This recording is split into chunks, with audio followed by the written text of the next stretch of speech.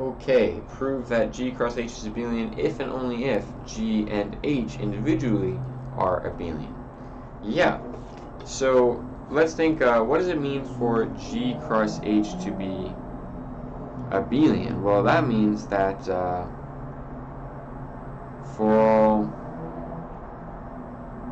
and again, I'm going to use things like A, B in G, and I'm going to say X, Y in H. So for all AX and BY in G cross H, their product is the same either way. So AX times BY is the same the other way around. BY times AX. And we gotta show that that's if and only if G and H are abelian. So two separate statements. G is abelian, which would mean, I wish it was not do. G is abelian for all A, B in G. AB equals BA. And H is abelian for all XY in H. X times Y and Y times X are the same. Right, so that's what it means for G and H to be abelian. Now, we want to show that the left thing is true if and only if both of the right things are true. So there's kind of two ways to think about proving an if and only if thing. One way is to see if you can prove it in both directions separately. So prove two separate if statements. So the first if statement would be everything, this stuff on the left implies this stuff on the right, with like an and, those things together. And then the second thing to prove would, of course, be this. So let's do it that way. There's also another way to think about proving an if and only if, though, and we'll talk about that in a minute. So let's first think about doing it this way. So we'll start with the fact that A, X times B, Y is the same thing the other way around. So from there, well, let's think about what those products actually mean, right? We know that A, X times B, Y is the same as A. Well, if we're using the same operations from before, I should say A star B X hashtag Y, but that is a huge pain. Let's just use juxtaposition for the operation. Whatever it is. I'm not sure if it was supposed to carry through from the last problem.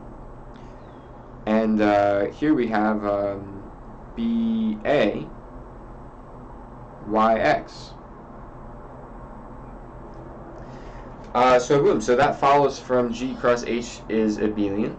And then what does it mean for two ordered pairs to be equal? Well, the very thing that means is that each component of the ordered pair is equal. So it means that the first component of the ordered pair, those are equal to each other, and the second component, those are equal to each other. And remember, the quantifiers here were for all AX, BY in A, B, and G for all X, Y, and H. So this is exactly what it means for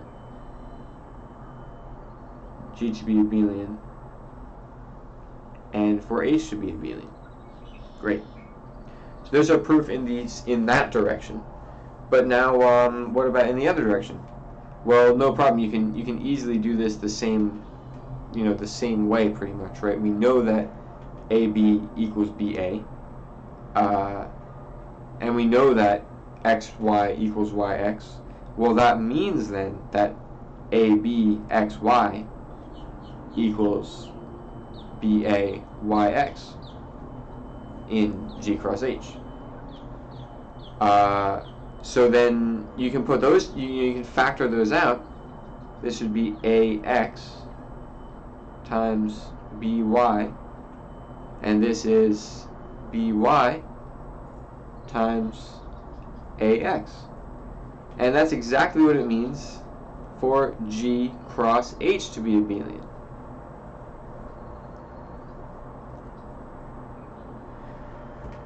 So there.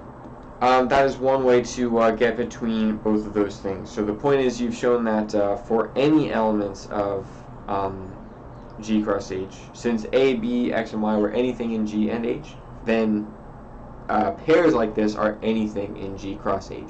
So there you go. And since those commute, there you go. G cross H is abelian. Now I want to point out though, since these are pretty much the same steps in both directions, you can also just kind of point that out rather than like copy the same thing twice, pretty much, and you can just be like, well look, I already started. I have to finish. Oh, okay. So you can just be like, well, look, these were actually if and only if statements, really. You know, this and then this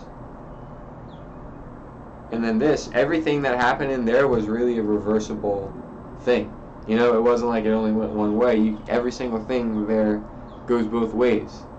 You know, at the top, that's the definition of multiplication in G cross H. So that from number 5. So that's if and only if, of course. That's definition. And then the next one's that's definition of you know, equality of tuples, equality of ordered pairs. And then the next one, well, that's definition of abelian. So boom. So of course all of those are if and only if things. So you really don't have to do the both ways thing. You can just kind of do it in one chain, since each link in the chain is clearly both ways, right? Rather than two separate chains where both of them might have some one-way things going on. You know, you can do it with one like this. Okay, so that is that for number 6.